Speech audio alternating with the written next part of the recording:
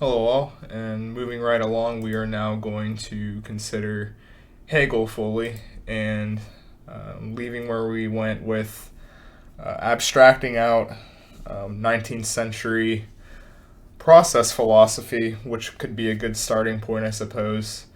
Um, so, what is Hegel's new metaphysic?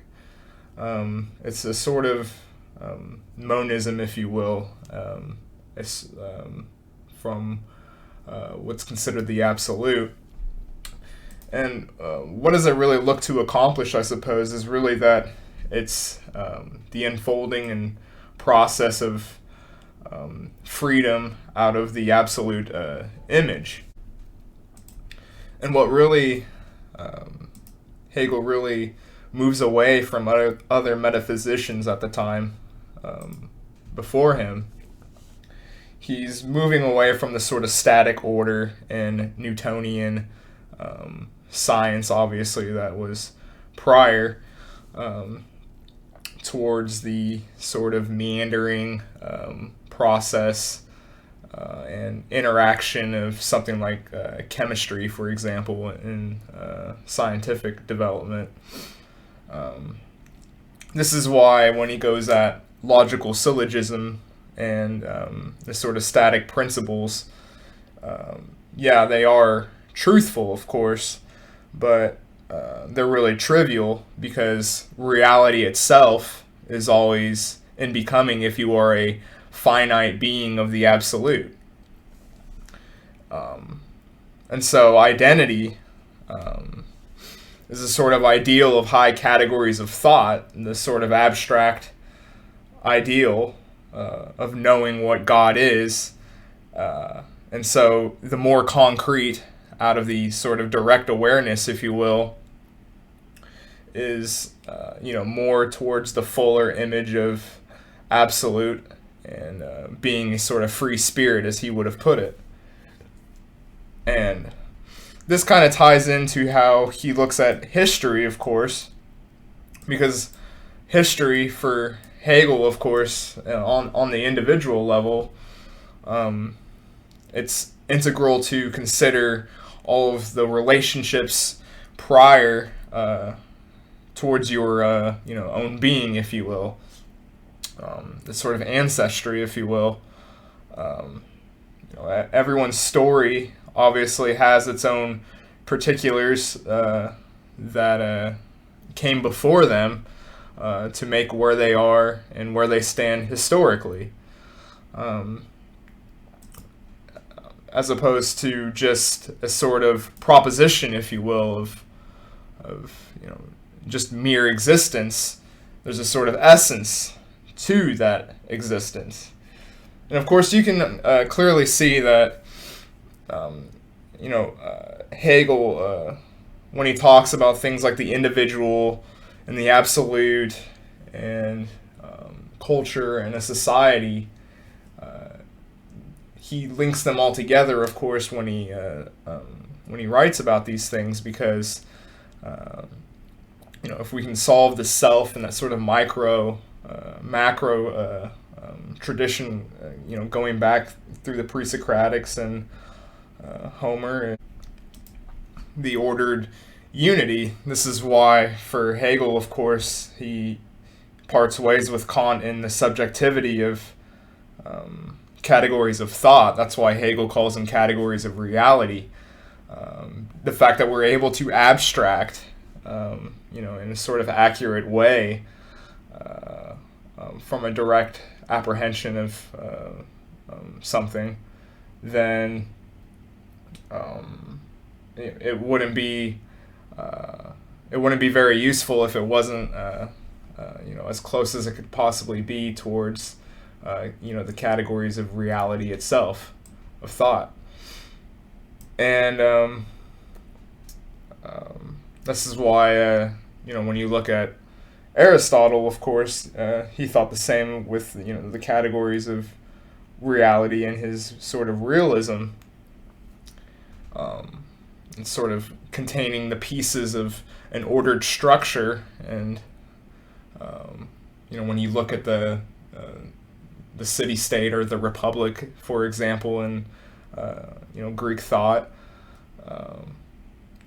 You see the sort of rational human being that arises out of the society, and Hegel's saying in a similar way, you have a the self-expression of someone into the greater society and culture, and if we can problematize or abstract out of one of these things, then we're actually a hand in all three. And obviously this goes into his theory of history, which is very influential, obviously not just on my channel, but really in all of thought since, which goes without saying when he talks about Napoleon, his contemporary at the time, a world historic man such as Napoleon. He doesn't just exist in a sort of vacuum. He's a culmination of a culture, of a history before him, and then everything to come after him will of course be in relationship to Napoleon. And you can kind of see, if you've watched some content on my channel, this obviously has a lot of implications towards what I had to say on videos like Quantities of Color, or the racial discussions in America in particular, which is that there's a lot of talk of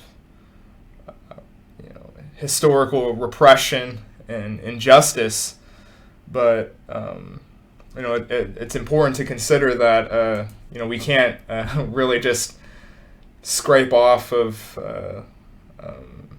some sort of European colonizer and just go off in this different vision.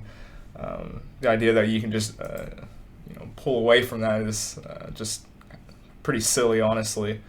But this is kind of his process of history, though, ultimately, is and you can see that, of course, through the individual.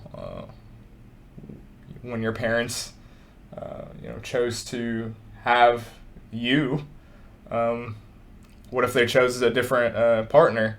What would be the biological ramifications? What if they didn't have you at all, of course, is something to consider. And so, something like logical syllogism,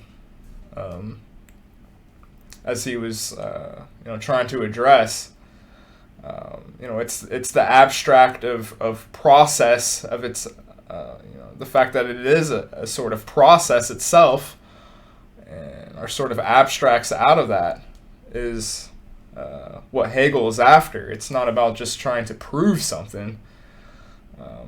He's against that sort of dogmatic, mathematical metaphysics, which of course, someone like Spengler, of course, would say that, this is the death of metaphysics, and there's no going back here. He was very, very particular about a philosopher, knowing his math, which I think is just an interesting aside to put in here. But I think also with my Evola video, this is just another ramble, I suppose. When Cortez comes, it's a better analogy, I suppose. When Cortez comes off the coast, history will never be the same. As Gebser would have put it, it's a different conscious structure.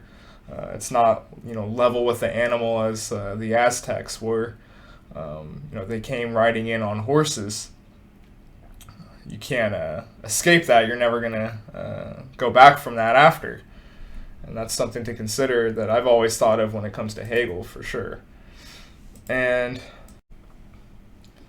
so Hegel, he differs off of the static metaphysicians before him that didn't see this sort of, possibilities beyond just a sort of, cause-effect sort of order, but it's sort of interrelationness and it's sort of evolution going on of finite beings always in the act of becoming in the absolute. And so I guess to sort of wrap it up, we could also consider thesis, antithesis, synthesis, which I think the overarching one, which he kind of describes as, you have a giant overarching wheel, and then you have the inner workings within it. That's sort of the micro-macro call, if you will. But the overall one is, of course, you have the universal abstraction, and then you have the sort of particular abstraction, or a mechanistic sort of system, if you will. And then you have the individual synthesis itself, the concrete universal possibilities or abstract possibilities coming out of them. And so really what he's doing is, bringing back the teleological process towards an ends for everything, society, nature, spirit itself. Also wanted to kind of part with, a bit on the social theory, an individual in a greater culture finding and expressing itself within that sort of process. No man is a sort of island. He's, defined by these sort of relationships and interactions around him. And obviously this comes with the implications of what a nation state could represent out of the other in its difference, which is loaded with implications, of course, going on through the end of his century and into the 20th century. And I think it's kind of interesting to see how, this sort of, wanting to have the sort of ordered unity and representation of understanding what one's place in society is, where they stand with the micro, the macrocosm, I suppose, of things within an ordered universe. It's far away from the sort of American tradition that we're accustomed to, or in today's world where everything's in constant motion and there is no sort of seeing the sort of identity in that sort of light, if you will. And I think it's kind of interesting to contrast how in just, a couple centuries you can go from Hegelian thought like this, and despite his influence, of course, on philosophy since, and see how it contrasts to today's world, and how you kind of see this sort of, maybe we do have problems with the sort of way Hegel goes about things on a theory level, of course, that we could get into. But I do think that many of his ambitions, of course, are still redemptive, of course, in the sort of social theory. And I still think that when it comes to history, he has a very interesting way of considering it and its influence. It's pretty clear how process philosophy would influence every thinker since. But yeah, this is just a sort of roundup video on Hegel, and I hope I can do more specific videos from here on out, and you can also take recommendations from people. I'm always interested in that. Feel free to interact with me on Twitter or on here, and thanks for watching.